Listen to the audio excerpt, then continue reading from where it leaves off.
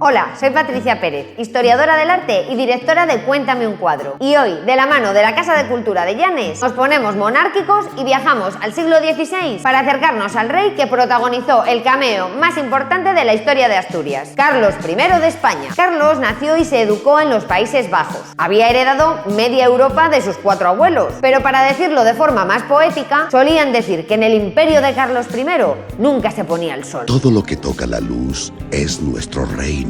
Cuando cumplió 17 años, pisó por primera vez tierra española. Difunto su abuelo, Fernando el Católico, el nuevo rey llegaba a una tierra totalmente desconocida para él y con unos súbditos cuyo idioma apenas chapurreaba. La cosa no empezó con buen pie. Corría el mes de septiembre de 1517, cuando el joven rey embarcaba en Flesinga, en Países Bajos, rumbo a Santander. Tras 11 días de viaje, una fuerte tormenta obligó a desviar el rumbo de las naves, y por ello, en la madrugada del 19 de septiembre de 1517, los 40 barcos que integraban la escuadra del monarca se encontraron ante la costa de Villaviciosa. Se llevaron un susto tremendo, ya que al ver tanto barco junto, tomaron al séquito del rey por piratas. Digo, ya está aquí la guerra. Tras pasar unos días en Villaviciosa, Carlos y sus consejeros continuaron su periplo por las tierras del norte y decidieron quedarse en la villa de Llanes 2 noches y un día. Modo escapada de fin de semana es lo que duró la estancia de su majestad en la villa llanisca. Y no os penséis que el rey se alojó en cualquier sitio. El sitio escogido fue una noble casa construida en el siglo XV por don Juan Pariente, oficial de las cortes del bisabuelo de don Carlos, don Juan II de Castilla. Así, todo quedaba en casa. Durante su estancia en Llanes, al pobre Carlos no le daban tregua. Había tiempo hasta para intrigas palaciegas. Cuentan las crónicas que el cardenal Cisneros, que había actuado como regente de Castilla hasta que Carlos fue nombrado rey, le escribió al monarca para pedirle audiencia al saber que éste ya había puesto un pie en tierras españolas. Pero se ve que Carlos no tenía el cuerpo para reuniones y le dijo a Cisneros que se retirase a su diócesis y que allí esperase a que el cielo le recompensase por sus gestas. 2 meses después moría el cardenal, compuesto y sin encuentro real. Y os estaréis preguntando, ¿por qué sabemos hasta el menú del día que comió Carlos I en su visita a Llanes? Querido diario. No le daba la escritura personal el señor monarca. Fue gracias a su cronista oficial, don Laurent Vital,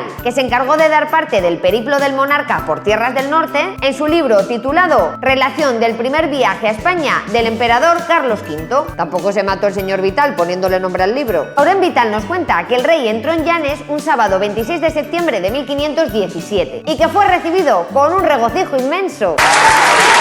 Y ya que era el cronista del rey, pues se recreó un poco, asegurando que el pueblo de Llanes no tenía nada más que dar al rey que amor y voluntad. Os traigo amor. Siendo nieto de sus majestades católicas y amaneciendo de domingo, Carlos se fue a oír misa a la iglesia de Santa María del Concejo. Nos contaba Laurent Vital que ese día el retablo de la iglesia se estaba restaurando. Algo muy típico, ¿verdad? Irte de turismo y pillar los monumentos en obras. Y como no todo iba a ser rezar en esta vida, después de alimentar el espíritu, al rey le tenían preparado un fin de fiesta por todo lo alto. Nada más y nada menos que la primera corrida de toros documentada de Asturias.